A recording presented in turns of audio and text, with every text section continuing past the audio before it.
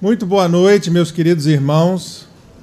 Que a paz do Senhor Jesus e a bênção dos mentores da casa estejam com todos vocês, pacificando, harmonizando, trazendo na noite de hoje as energias que nós precisamos, de cura, de paz, de calma, de tolerância, de amor, de perdão e de compreensão.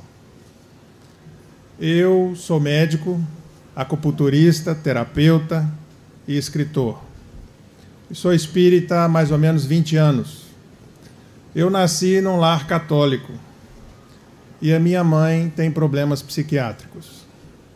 Quando eu nasci, ela estava em crise. E desde que eu me conheço por gente, eu vivi com uma mãe doente, que vivia quase todo o tempo dopada. Uma excelente pessoa, um coração de ouro, mas uma pessoa doente. E eu questionava muito a respeito de Deus, da existência de Deus. Por que é que eu estava vivendo aquilo? Por que eu não podia ter uma mãe como todas as outras pessoas tinham? Por que eu passava por aquilo? Um dia na igreja eu cheguei a desafiar a Deus. Disse: se você existe, cure minha mãe agora e eu vou acreditar em você. E ela não ficou curada. E naquele dia eu fiquei de mal com Deus. Porque eu achava que ele tinha que dar uma prova para mim, curando a minha mãe. E eu cresci assim, muito descrente, muito cético, sem acreditar em nada, achando que Deus era uma coisa inventada para consolar as pessoas. Porque eu olhava o mundo e via no mundo uma bagunça, uma injustiça, as pessoas do mal se dando bem, as pessoas do bem se dando mal. E eu ficava: onde é que está Deus? Será que Deus tirou férias? Não é? Não foi isso que eu aprendi. Eu aprendi que Deus era amor, justiça, misericórdia. Então eu fui ficando descrente. Fiz medicina, comecei a conviver com morte diariamente no hospital, vendo crianças com câncer. Crianças batizadas, que foi retirado o pecado original. Como é que pode essa criança estar com câncer? Como é que Deus permitiu que isso acontecesse? Porque eu não conhecia nada sobre doutrina espírita. Então, dentro do que eu conhecia, Deus estava cometendo uma injustiça. E eu fui ficando triste, fui ficando deprimido e revoltado, vendo o dia a dia do sofrimento das pessoas. Até que um dia eu comecei a ver espíritos. E eu não acreditava nisso. Eu achava que isso era coisa de televisão. Coisa de gente doido. E como a minha mãe tinha problema psiquiátrico, eu cheguei à certeza absoluta que eu estava doido. E fui a 3 psiquiatras. Eles me olhavam e falavam assim: olha, pode até estar começando alguma coisa, mas você está tão normal. Olha, já temos um efeito espiritual aí, viu? Já começou. Ou é manga? É manga?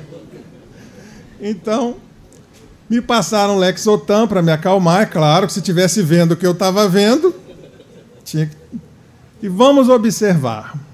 E aí eu comecei o contato com o mundo espiritual, sem conhecer nada sobre espiritismo.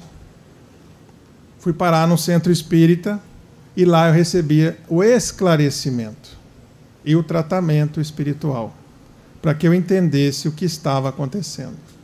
E eu nasci de novo a partir desse dia. Hoje eu sou relativamente feliz.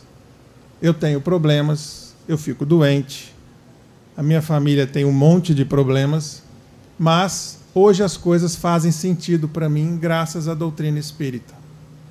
Como hoje nós vamos falar no poder do perdão, e à medida que eu fui lendo o espiritismo e vivendo nas casas espíritas, me tornei um escritor espírita, me tornei palestrante, meu pai faleceu e nós tivemos um grave problema na minha casa ligado à herança. E novamente eu fui testado. eu descobri em mim sentimentos que eu achava que, como espírita, eu já tinha superado. E eu fiquei tão magoado com a minha família, por causa das coisas que aconteceram, tão revoltado de como é que aquela pessoa pode ter feito isso com uma criação que nós tivemos de bondade, de justiça e de igualdade, que aquilo doía dentro de mim, não só por aquela pessoa, mas pelo que eu estava sentindo, porque eu achava que eu era incapaz de odiar. Eu achava que eu já tinha superado isso. E isso é o pior, quando você descobre que você não é tão bom assim. E eu não estava conseguindo mais viver com qualidade, porque eu só ficava pensando naquilo. Quem já passou por um problema grave sabe que é assim. Aquele pensamento não sai da sua cabeça, aquilo fica indo e vindo. Como que pode fazer isso comigo? Por que fizeram isso comigo? Eu não fiz nada para merecer isso. Como é que pode? Como é que pode? E a doutrina espírita ali, você tem que trabalhar isso, isso aí não é normal, você tem que perdoar, você tem que amar, se lembra de Jesus. E eu fui perdendo qualidade de vida. Então eu tive que trabalhar o perdão para poder viver, para poder ser feliz, para poder sorrir de novo. Porque o problema não foi resolvido. A justiça não foi realizada. A pessoa não se modificou. O que foi lesado não foi reparado. E como é que você vai continuar vivendo assim? E muitos de nós passamos por isso. Não sou só eu. Como terapeuta, eu recebo nos consultórios pessoas vivendo isso todos os dias. Mulheres que foram abandonadas pelos maridos, maridos que foram abandonados pelas mulheres, mães que tiveram os filhos assassinados, que morreram de acidente, sócios que foram roubados pelos parceiros, coisas de todo tipo que vocês podem imaginar. Então vamos fazer um exercício. Fiquem de pé, por favor. Porque perdão é uma atitude de quem fica de pé. Mas vamos procurar ser o mais sincero possível. Eu sei que a gente está em sociedade, eu não quero constranger ninguém, é só um exercício de imaginação. Imagine o seguinte, que nós estamos aqui, tivemos uma palestra maravilhosa, saímos daqui felizes, e quando nós saímos aqui do centro, fomos caminhar em direção ao nosso carro, um ladrão veio e roubou o nosso telefone, a nossa carteira e o nosso celular. Se você vai demorar mais de 30 dias para perdoar o ladrão, sente-se, por favor. Se você acha que consegue perdoar o ladrão em menos de 30 dias, pode ficar de pé.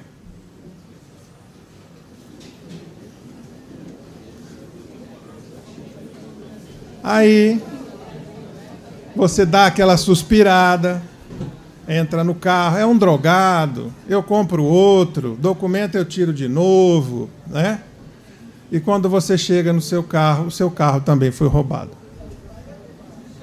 É muito azar, né? Se você vai demorar mais de 30 dias para perdoar o ladrão do seu carro, pode se sentar. Se não, fique de pé. Porque o perdão é um ato de quem fica de pé. Aí você pensou assim, eu tenho seguro, não tem problema. Um amigo estava saindo, você pegou uma carona com um amigo e foi para sua casa. E quando ele deixou você na porta de casa, você olhou que o portão da sua casa estava todo quebrado. Nossa, é demais, né? Que o seu jardim, que você ficou 1 ano fazendo o seu jardim de flores, estava todo revirado.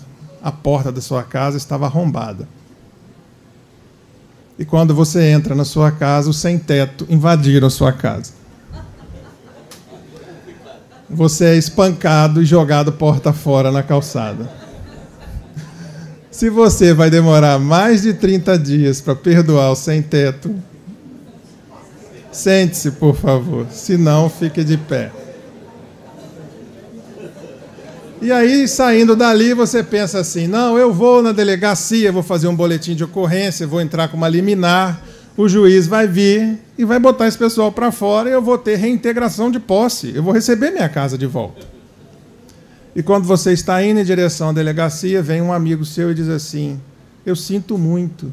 Não, eu sei, eles invadiram a minha casa, mas eu vou fazer o boletim, vai dar tudo certo.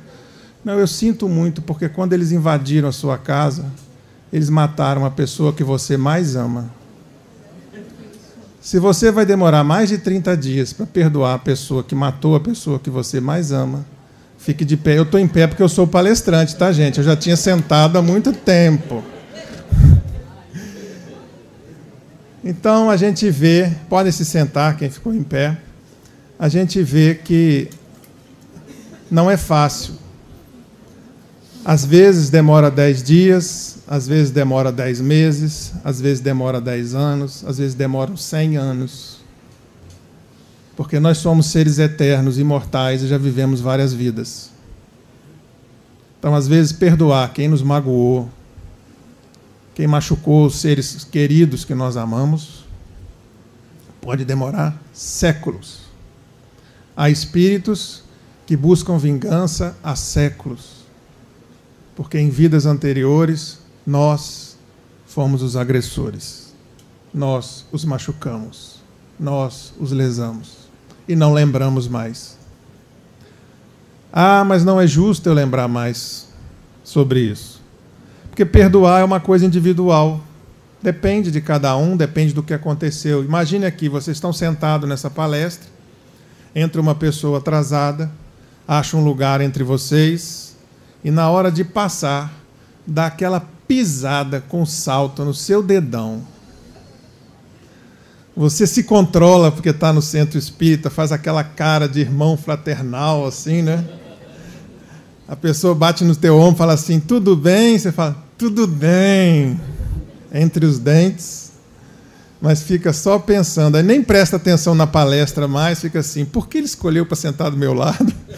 Porque é justo o meu dedo? Né? Tá latejando. E aí, uns 30 segundos, o tempo que a dor durar, você vai demorar para perdoar essa pessoa. Assim que a dor passar, você já começa a perdoar essa pessoa, não é assim? E se a sua unha estiver encravada? Aí vai demorar mais ainda. Mas e se essa pessoa que veio e sentou do seu lado for cega? Você vai ver assim, ela não queria me machucar. Ela nem sabia que eu estava aqui.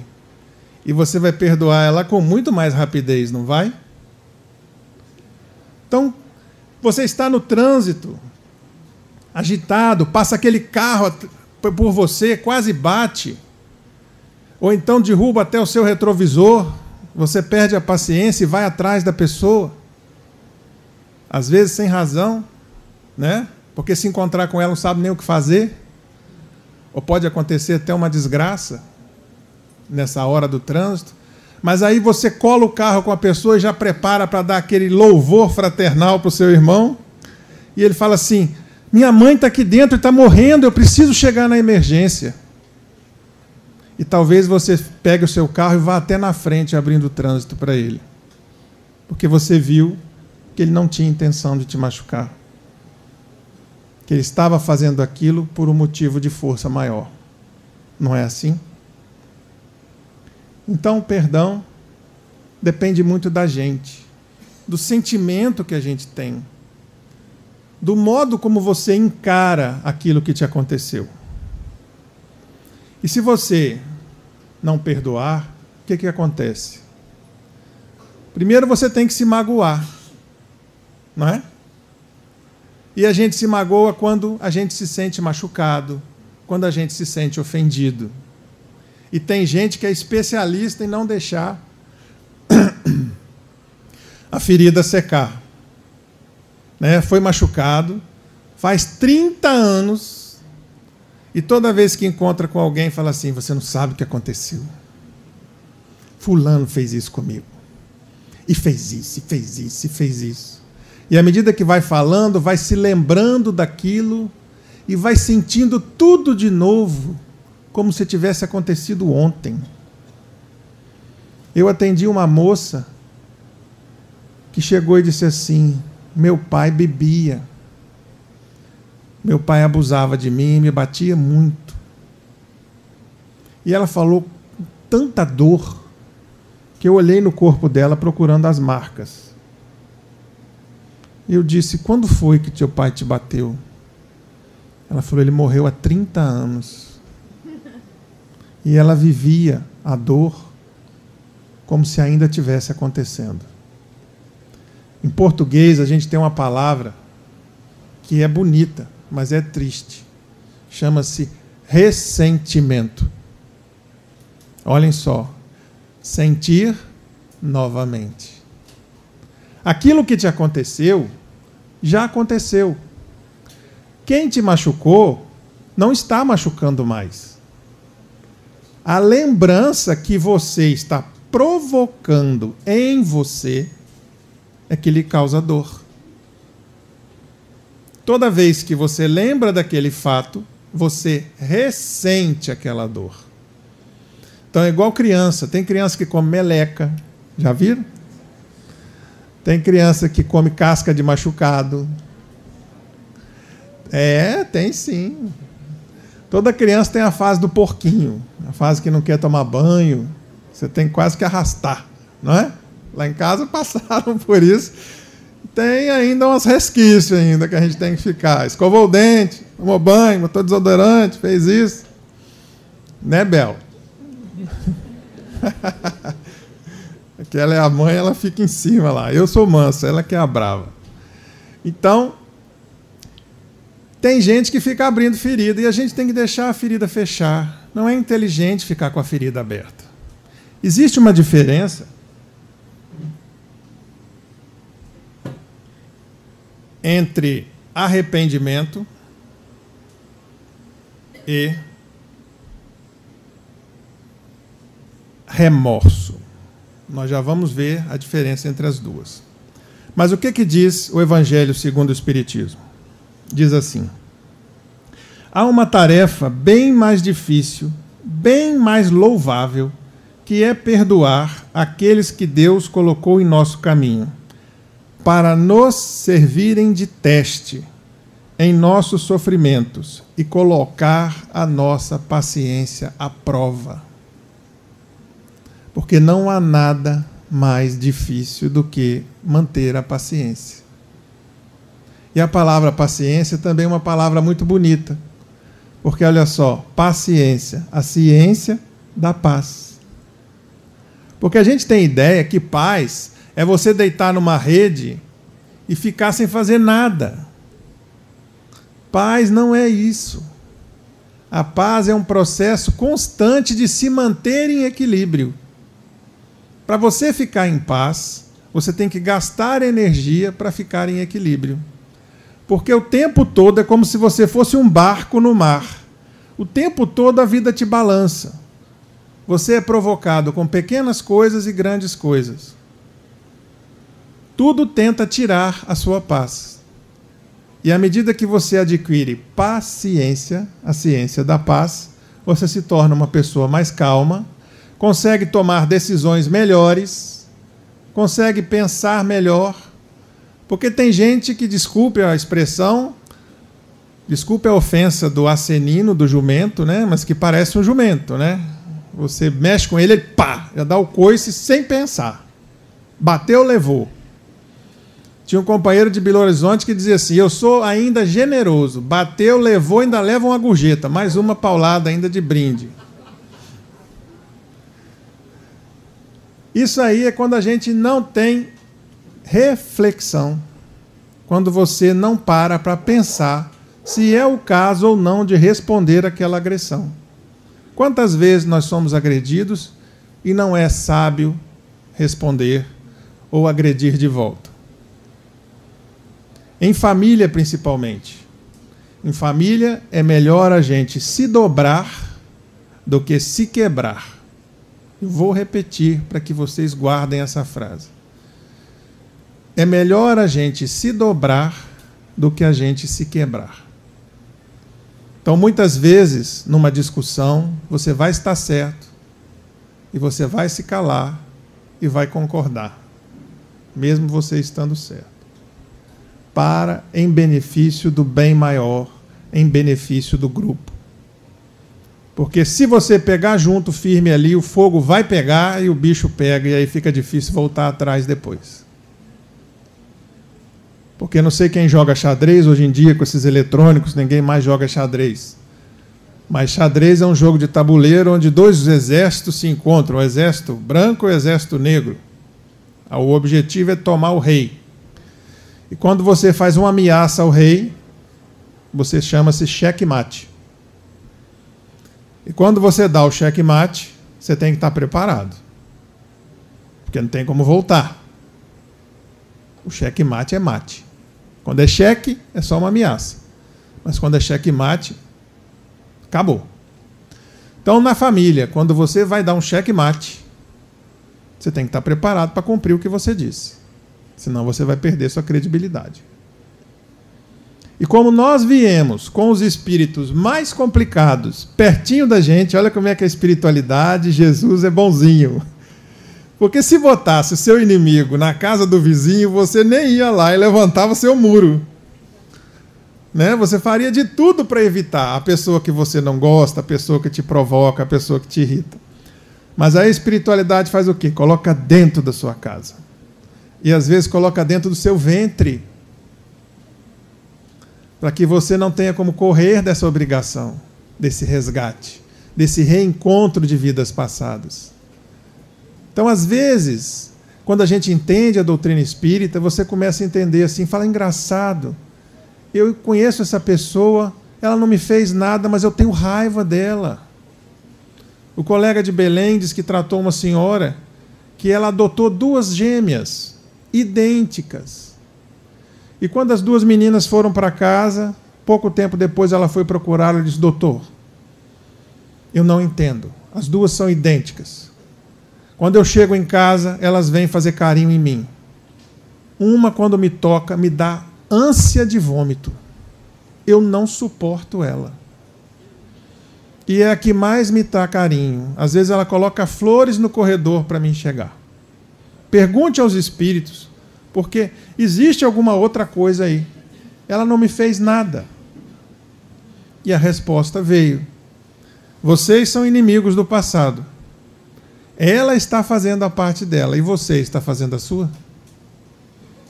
Porque ela estava fazendo tudo para agradá-la. E ela não estava conseguindo.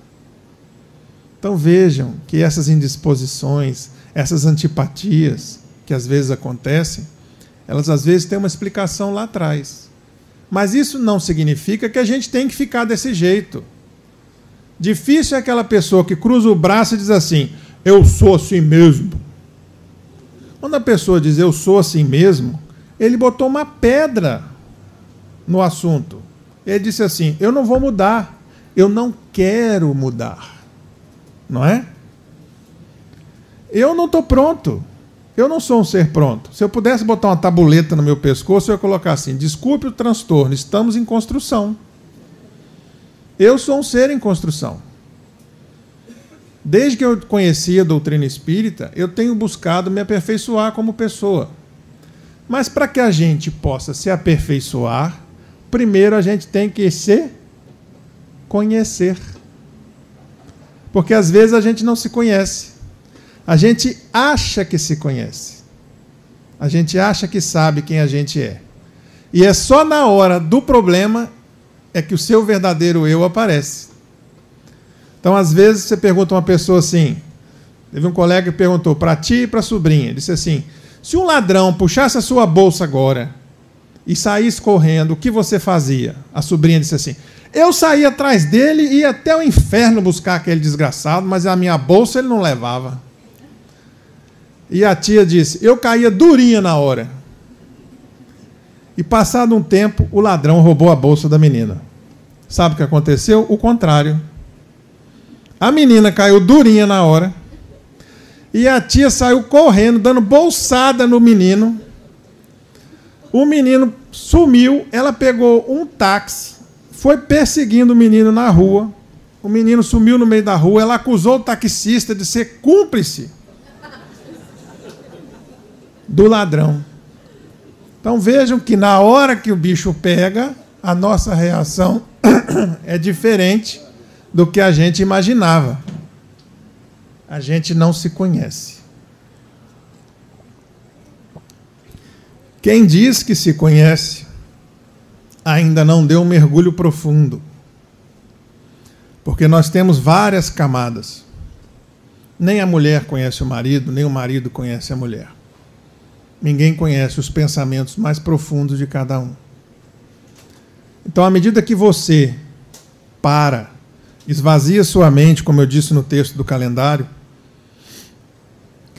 cada dia tem uma frase e um texto que trabalha essa frase, é um material permanente que a gente está trazendo para mostrar a vocês. Poderia ficar só no texto e vocês refletirem, mas é bom a gente falar, porque falar faz a nossa consciência expandir. E como nós estamos num ambiente espírita e o ambiente é trabalhado, esse ambiente facilita a nossa compreensão. Alguns dos obsessores ficam lá na porta, não entram. Então a nossa mente fica um pouco mais clara aqui dentro. Então quando a gente começa a fazer esse mergulho, começa a ver, eu sou assim, eu tenho vaidade, eu às vezes me irrito com algumas coisas, eu preciso de mais paciência. No final de ano a gente não faz a retrospectiva. Então o ideal é toda noite a gente fazer uma retrospectiva do dia. Como é que foi meu dia hoje? O que aconteceu? O que eu fiz de bom? O que eu deixei de fazer? O que eu poderia ter feito melhor? Porque às vezes a gente acha que a gente vai ter grandes testes, que você vai sair na rua e vai ser na sua cara assim, olha, este é um teste espírita. Vamos ver como você se sai. Não é assim. O teste que acontece sem que você perceba. São pequenas coisas. Então, muitas vezes, o teste mais importante da sua vida, a decisão mais importante que você vai ter, não vai ter ninguém para bater palma para você. Ninguém vai aplaudir. Vai ser uma decisão solitária. Porque quando você faz uma apresentação, uma palestra, uma apresentação no palco, você dança, tem uma plateia te assistindo. E aí, se você faz uma coisa boa, o pessoal, parabéns, né? Você foi muito bem. Mas, e quando você está sozinho, que você vai pensar assim, eu roubo ou não roubo? Eu vou trair ou eu não vou trair? Eu vou falar a verdade ou vou falar a mentira? Eu vou ser honesto ou vou ser desonesto? É só você. E aí você toma a decisão, e às vezes é a melhor decisão, e ninguém bateu palma. Só você. Teve uma vitória enorme, você venceu uma coisa aquele dia, mas não teve ninguém para te dar valor. Só depois é que você vai ver que aquilo que você está fazendo está te transformando. Então eu digo, quando a gente descobre o Espiritismo, o caminho do amor, eu acho que o mais difícil é isso. Não existe salvação fácil. Porque geralmente a gente busca uma religião querendo coisa fácil, comida rápida, né? Tudo hoje é fast, internet 5G, tudo é rápido. Então eu não quero ter trabalho para me salvar, eu quero ir para o céu com tripa e tudo, de preferência ter uma casinha do lado de São Pedro e Maria do outro lado, para ter uma vizinhança boa. Aí eu descubro que não é assim, que eu tenho que conquistar a minha perfeição, que eu tenho que ter merecimento, que eu tenho que melhorar como pessoa, que não adianta eu encomendar 100 mil missas, construir 1 milhão de templos, doar toda a minha fortuna, que eu não vou ser salvo por isso. Aí é complicado, porque eu tenho que mudar o que eu sou. E isso é difícil, porque a gente está acostumado com a gente. E os erros que a gente comete, a gente gosta de cometer. Por isso que a gente faz de novo. Não é? Eu tenho problema de obesidade. Você acha que eu como porque é ruim? Não. Agora eu não tenho problema com bebida. Eu já superei isso. Você pode me trancar num bar, que no dia seguinte você vai abrir no bar e eu tô lá, legal. Agora, se você me trancar numa padaria, eu já não garanto. Porque aquilo ainda é uma coisa para mim superar. É uma dificuldade. Vocês acham que o ofendido sofre? Quem recebe a ofensa sofre? Vocês acham que o agressor também sofre? Ele vai sofrer, porque a partir do momento que ele infringiu a lei de Deus, ele vai sofrer as consequências da infração da lei de Deus, que é ter machucado o próximo. Mas às vezes ele é tão primitivo, que ele não tem consciência disso. Ele às vezes não percebe e acha que está certo te machucando. Não, eu fiz porque era tipo para fazer mesmo, eu tenho razão. Não tem gente que mente tão bem que consegue se enganar? Ele encontra o motivo e acha que está certo? Mas mesmo assim, ele vai sofrer as consequências. Por isso é que a gente não deve se vingar. Por isso é que a gente não deve ficar desejando o mal do outro. O espírita, geralmente, ele não faz isso diretamente. Ele entrega para os espíritos. Já entreguei para Deus. Deus vai dar conta. Aí, quando descobre que aconteceu alguma coisa ruim com a pessoa, fala, está vendo? Mas aqui ele está vendo com alegria, né? Que viu aquela pessoa que te machucou cair e fica feliz. Então, você não perdoou. Você ainda está na cola da pessoa. Uma vez no hospital, nós fazemos prece quando as pessoas pedem nos quartos. E teve uma incorporação durante a prece. Um casal de namorados.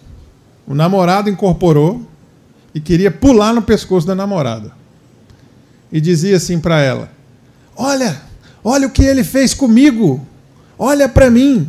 E o corpo dele estava perfeito. Mas o espírito se via todo deformado, todo queimado, todo machucado. E apontava para a namorada.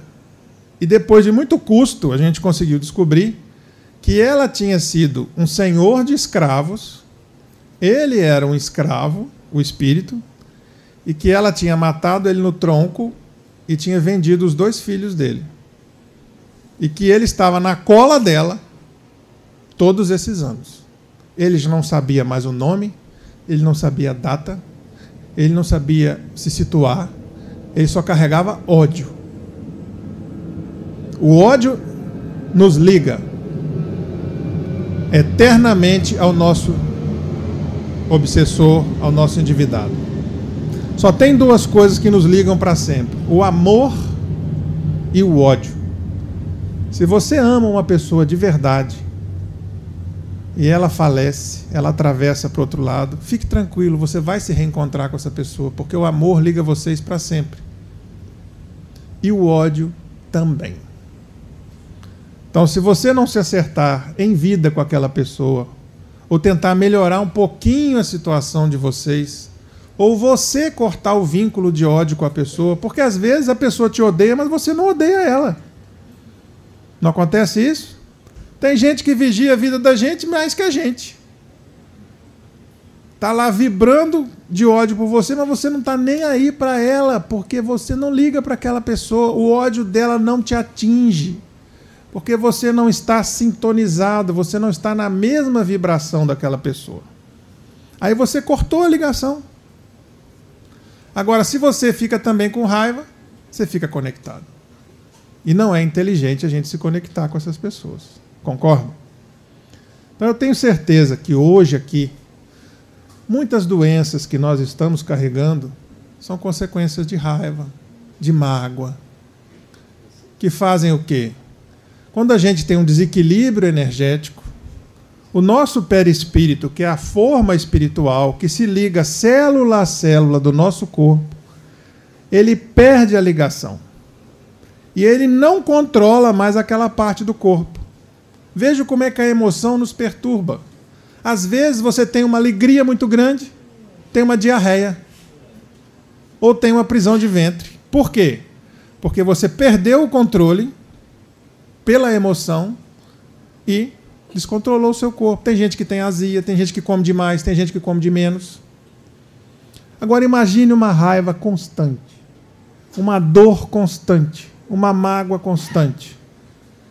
Vai fazer o quê? Uma angina, um infarto, vai entupir a sua veia, vai provocar um diabetes, vai provocar um câncer. O câncer está muito ligado à ira, à mágoa. Ah, mas então não tem jeito? Tem sim. Tem jeito sim. Porque não é uma ligação energética de controle. O espírito controla a célula do corpo através dessa ligação. Da mesma forma que você perdeu a ligação, você pode recompor a ligação. André Luiz diz que o nosso corpo é um conjunto de animaizinhos domesticados. Cada célula do nosso corpo é um bichinho domesticado. Por quem? Pelo espírito, que faz o que o espírito manda. Quando você perde o controle do animalzinho, ele volta ao seu estado selvagem e começa a agir como selvagem. Então, quando você perde o controle de uma célula do seu corpo, o que ela faz? Ela deixa de ser um órgão e passa a ser um indivíduo que quer o quê? Multiplicar e expandir. Então, aquela célula começa a dobrar de tamanho, crescer, crescer, crescer e tomar tudo que está em volta. Isso é o quê? O câncer. Se você retoma a ligação energética com essas células, ela vai parar. E existe um grupo de células do nosso corpo que mata as células que são diferentes e rebeldes. Nós temos soldados de defesa. E essas células começam a ser mortas e organizadas novamente. Se o estrago ainda não é muito grande, você fica curado. Então, o câncer tem cura. Se você se reequilibra, se você se estabiliza, se você retoma o controle do seu corpo, a sua matriz original se refaz e refaz o corpo no modelo original. Como é que o senhor sabe disso? Tem uma experiência que foi feita em acupuntura, eu sou acupunturista. Existem uns vasos que ligam, muito pequenos, eu não vou falar isso agora, isso ficou para uma próxima ocasião, e que eles ligaram nos ratos, esses vasinhos pequenos, e foi perdido o controle do fígado, e o rato desenvolveu cirrose em 2 meses. Quando isso era refeito, as células se revertiam. Comparando a idade do rato com a idade do homem, um rato tem uma vida média de 2 anos, o homem tem uma vida média de 70 anos, a gente desenvolve um câncer aí entre 3 e 5 anos, se você perder o controle da situação. Diabetes geralmente acontece 6 meses a 2 anos de um grande problema. Porque você carrega, às vezes, o gene da doença, mas esse gene não está ativo. Você tem a genética para aquilo, mas aquilo está adormecido. É um processo chamado metilação. É um radical químico que fica no DNA cobrindo aquele gene. Mas aí acontece alguma coisa na sua vida que te desequilibra, aquele radical químico é retirado e aquele gene se torna ativo e a doença aparece. Mas da mesma forma que o gene foi ativado, ele pode ser desativado. E à medida que nós formos evoluindo, nós vamos ter cada vez menos doenças. Vamos ser cada vez mais felizes. Essa é a proposta da doutrina. Quantas vezes nós devemos perdoar? Cadê o relógio, hein? Quantas vezes? Jesus falou, não 7 vezes, mas 70 vezes 7. Né? E foi uma mulher falar com Chico Xavier e disse assim, Chico, 70 vezes 7 dá 490. Eu já contei, eu já perdoei meu marido 490 vezes. Eu vou mandar ele. Aí Chico disse assim, Emanuel está me dizendo que é 70 vezes 7 o mesmo tipo de falta. Então chega quase ao infinito.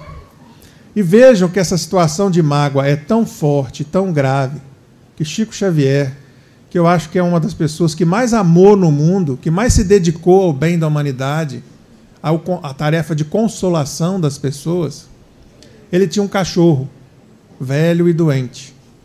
E ele chegava à noite, ia dar banho no cachorro, cuidar do cachorro, o cachorro tinha mau cheiro. E a irmã dele, com pena dele, e também incomodada pelo cachorro, deu veneno para o cachorro. E matou o cachorro. Chico não disse nada. Mas aquela mágoa causou uma angina no peito de Chico. E Emmanuel disse para ela, ele disse assim, olha, Chico, você tem que perdoar. Chico disse, mas eu já perdoei. Não, você tem que dar um presente para ela. Não, mas assim também já é demais. Aí Aí Emmanuel disse, não, mas a receita não é minha, a receita é de Jesus. Ele falou, então eu vou seguir. Como ela era costureira, ele foi e comprou uma máquina de costura para ela. Ele ganhava pouco, era funcionário. Comprou em não sei quantas prestações a máquina. E deu a máquina de presente para ela. Quando ele deu a máquina, ela ficou tão feliz que uma luz se desprendeu do coração dela, foi ao coração dele e tirou uma coisa preta que estava lá. Uma energia muito ruim. Ele ficou surpreso, porque ele não esperava que ela o curasse. Então, às vezes, existem coisas que acontecem no mundo invisível, energias que nós carregamos, que ficam roendo a gente, pesando a gente. É como se a gente carregasse várias pedras nas nossas costas. E essas pedras é a gente que quer carregar. Depende da gente soltar essas pedras. Eu não sei se eu estou pronto para dar um presente para a pessoa que me machucou, mas eu estou trabalhando no exercício do perdão. Então, agora, para a gente finalizar, vamos ver os passos do perdão, né?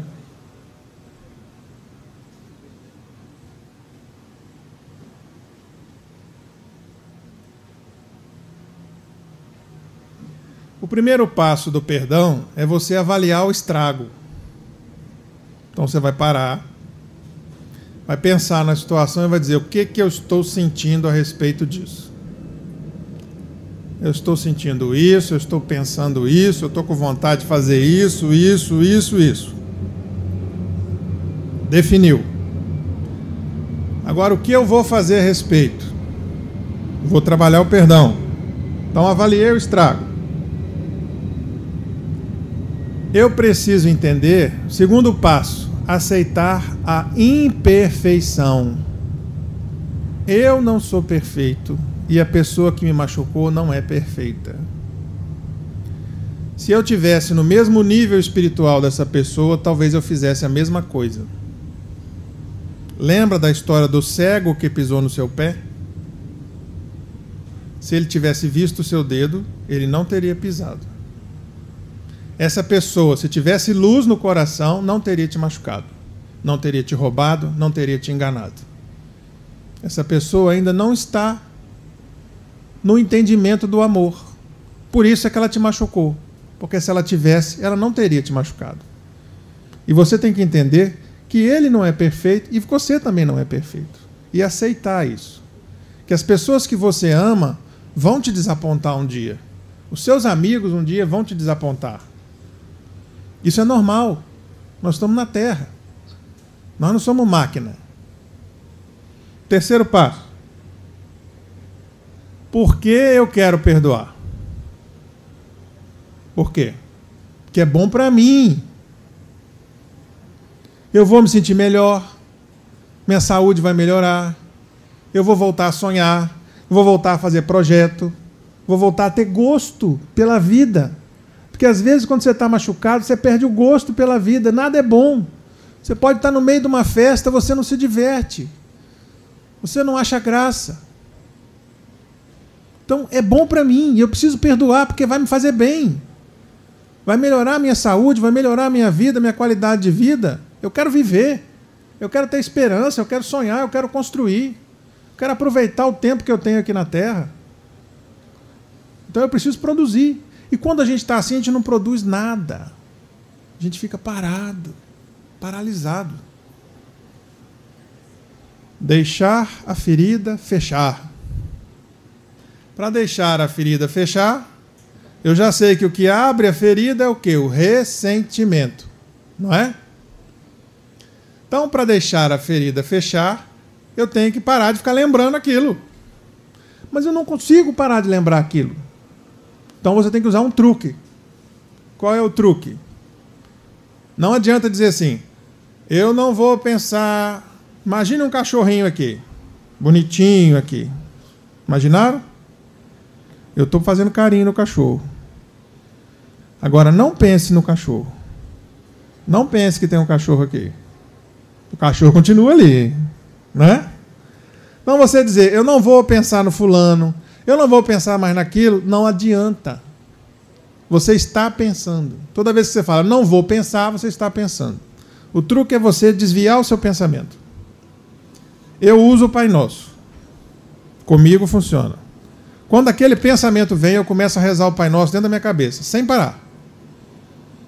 Pai Nosso, Pai Nosso, aí aquilo vai sumindo e o Pai Nosso vai tomando o lugar da minha mente. Aí aquele pensamento vai embora. Então você substitui o pensamento por outro que lhe agrada. Desvia. Ao invés de você bloquear, porque bloqueando você reforça, você desvia o pensamento. Escolha algo que vai funcionar com você. Então, quinto lugar, né? Mudar o pensamento. Então eu vou deixar a ferida fechar e vou mudar o meu pensamento. Agora eu quero projeto. Agora eu quero tocar a minha vida para frente. Vou retomar a minha vida, que é o sexto passo. O que eu vou fazer? Se você ficar parado embaixo da cama, embaixo da coberta, trancado no quarto, no escuro, a depressão vem e monta cavalo em você. Tem que movimentar. Então, movimentar. Arrumando casa, fazendo caminhada, fazendo alguma coisa. Mexer com água é bom. Alivia a depressão. Tomar banho de piscina, tomar banho de mar. Fazer alguma coisa. Não ficar fechado. Movimento do corpo. Da mesma forma que a mente afeta o corpo afeta a mente. Então entrou em movimento. Olha que legal. Você já quer perdoar, já está desviando seu pensamento, já começou a se movimentar e começou a sonhar de novo, a retomar a sua vida. E o último, oração e vigilância. Porque senão volta tudo. Se você não se mantiver com a vibração alta e não ficar vigilante, daqui a pouco volta tudo de novo. Não acontece isso com marido e mulher quando briga? Quando o marido briga com a mulher lembra da primeira briga do primeiro mês de casamento. Volta ao que era antes. É a maior prova de reencarnação, que você é culpado de uma coisa que aconteceu lá atrás, já resolveu e o negócio fica voltando. Né? Então é se manter vigilante para que você não recaia e possa progredir. Então, meus irmãos,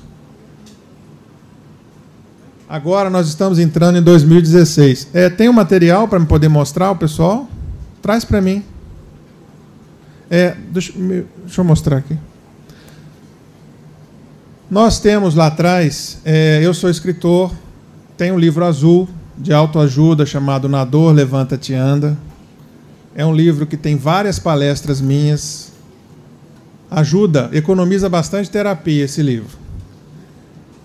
São dois livros, o azul e o amarelo. O livro azul chama-se Na Dor, Levanta-te e Anda. Ele trabalha a dor e o sofrimento e como você vai prosseguir na sua vida. Tem várias técnicas, várias dicas para você retomar. É esse aqui. O segundo livro foi lançado ano passado, inclusive foi aqui, né? Parece que aqui é o lugar de lançamento, né? É uma fábula para jovens e adultos, chama-se Frederico, o burrico que queria ficar rico. É a história de uma família de burros que receberam uma herança, gastaram tudo e ficaram pobres, morando embaixo da árvore. E o Frederico, que era o filhote, não se conformava, porque ele já teve uma vida boa e ele queria ficar rico. Então o que é que o Frederico faz? Ele foge de casa para ficar rico. O livro tem figuras, o livro tem várias lições financeiras, inclusive. O livro fala sobre ética, sobre prosperidade sadia. Eu fiz esse livro porque recebo muitos jovens que estão em casa sem querer trabalhar, achando que vão enriquecer com facilidade. O pessoal que caiu nas pirâmides financeiras no ano passado. Então eu fiz a fábula. Por que uma fábula? Porque a historinha a pessoa aceita melhor. Se você vai dar um conselho para alguém, a pessoa fala assim, o que você tem com a minha vida? Você não paga minhas contas? Mas se você dá o livro, ela lê a historinha do burrinho e começa a identificar com a vida dela e começa a aprender e começa a modificar. As pessoas, inclusive, vem um burrinho, um chaveirinho de burrinho muito bonitinho. Não tem muitos, não, acho que só tem 2 ou 3 ali. Os primeiros vão conseguir o burrinho. Tem gente que fala assim, eu ia fazer isso, mas o Frederico não deixou. Tem gente que já está agradecendo o Frederico. Tem escolas em Recife que estão usando o Frederico como livro paradidático já. Isso é muito bom. Tem 2 DVDs espíritas. Introdução à doutrina espírita, para você levar o espiritismo para fora de casa. Fora do centro. Porque tem gente que está na sua casa que não vem aqui. Mas na casa ele assiste o DVD. Então aqui fala como é que começou o livro dos Espíritos, como é que é uma incorporação, como é que é um passe, a água fluidificada, os princípios da doutrina espírita. Porque aí a pessoa perde o medo e vê que nós somos trabalhadores de Jesus. O DVD azul, Destinos da Alma, é o que acontece quando a gente morre. Porque a minha sogra teve câncer no fígado. Ela durou 3 meses. E ela começou a me perguntar, como é que vai ser? Vai doer? Eu vou ficar embaixo do chão? Eu vou sentir na hora de morrer? Para onde que eu vou depois? Então, por causa dela, eu comecei a falar sobre a doutrina espírita e a gente expandiu e criou esse DVD, que tem esclarecido muitas pessoas. Às vezes você tem alguém... Aí a minha avó, quando assistiu isso, minha avó atravessou faz 2 meses. Ela disse assim, meu filho, agora eu fiquei todo embananado, eu não sei para que lado que eu vou. Eu achava que o céu era lá em cima, agora depois que eu vi isso aí, eu sei que o céu não é lá em cima, o que é que eu faço? Eu falo, vó, faz o seguinte, a senhora já tem o conhecimento católico e o conhecimento espírita. Quando a senhora morrer, a senhora vai ver o que é. E a senhora reza, porque aí vem alguém buscar a senhora, e a senhora vai ser levada para onde a senhora merece. E eu tenho certeza que aconteceu isso com ela, ainda não tive notícias. Temos 2 CDs de terapia. O CD vermelho é para tristeza e depressão. São músicas e frequências para levantar o humor. Você liga e vai cuidar da sua vida. Não precisa prestar atenção no CD. Você só vai botar ligando e aquilo ali vai ficar causando efeito em você. E o verde é hipnose para dormir. Então, quem tem insônia e quer tentar dormir sem remédio ou diminuir os remédios, esse aqui. Não pode escutar esse no carro, certo? É óbvio, né? Então, coloca já prontinho para dormir e vai seguindo as instruções. Muita gente está se dando bem. Tem um paciente meu que botou agora um conjunto de som na casa dele e liga para todos os quartos. Eu falei que ele não pode assistir minha palestra mais, senão ele vai dormir. Costumou dormir com a minha voz. E o carro-chefe que vocês estão recebendo agora esse ano, que é um calendário e livro belíssimo, que é o Mensagens e Flores. Eu ia projetar para vocês, mas o nosso data show ali. Então tem, todo dia, um buquê, você vai oferecer flores todo dia, receber flores todo dia, uma frase. Então, abro o meu coração para a vida. E atrás tem a mensagem referente àquele dia. Cada dia é uma mensagem diferente. Tem um companheiro que já está lendo na rádio. Aceito o desafio de crescer. Felicidade é minha opção. O amor transforma. E assim você vai trabalhando. Quem tiver preguiça, lê só a frase. Quem quiser trabalhar mais, lê o texto. É um presente bom, custa R$15. Às vezes você vai numa lanchonete aí. Eu fui na lanchonete lá no shopping. Nossa senhora, ninguém pode comer hambúrguer mais não. Eu vou me tornar vegetariano agora. Não é? O negócio está complicado. E eu saí de lá sem nada, só com colesterol e gordura. Gastei 50 e só engordei. E um livro você leva e dura muito tempo com você. Então é um bom presente. E quem levar 2 ganha um vasinho de flores, eu acho, que ainda tem ainda lá. Então fiquem à vontade para conhecer o material. Quem quiser, eu tenho Facebook. Quem tiver alguma dúvida, pode mandar um e-mail para mim. Tem contato em todo o nosso material. Tem CDs para você ouvir no carro. Essas palestras gravadas, às vezes você está preso no trânsito, você põe uma palestra, em vez de ficar escutando má notícia no rádio, quem morreu, quem explodiu, quem fez não sei o quê. Ali eu estou aprendendo, eu estou conseguindo um monte de palestra assim, e eu estou aprendendo enquanto eu estou no trânsito. Então eu agradeço mais uma vez de estar aqui. É uma felicidade estar com vocês. É uma pena não ter podido mostrar todos os vídeos e músicas que eu trouxe para vocês, fica para uma outra ocasião, mas eu sempre aprendo quando eu venho aqui. E se você não prestou atenção em nada do que eu falei, Preste atenção no seguinte: o perdão liberta a quem perdoa. À medida que você começa a perdoar, você se torna livre. E a melhor coisa que tem é você não ficar preso a nada nem a ninguém. Porque à medida que você vai construindo, se construindo, você vai aprendendo o que é amor e vai entendendo a vida e vai se tornando mais feliz. Então sejam felizes, que 2016 seja um ano maravilhoso para vocês. Que vocês possam sair daqui curados do corpo e o principal, se não puder ser curado do corpo, do espírito. Porque essa é a cura que vai durar mais tempo. Porque o corpo dura muito pouco, mas o espírito é eterno. Que Jesus abençoe a todos.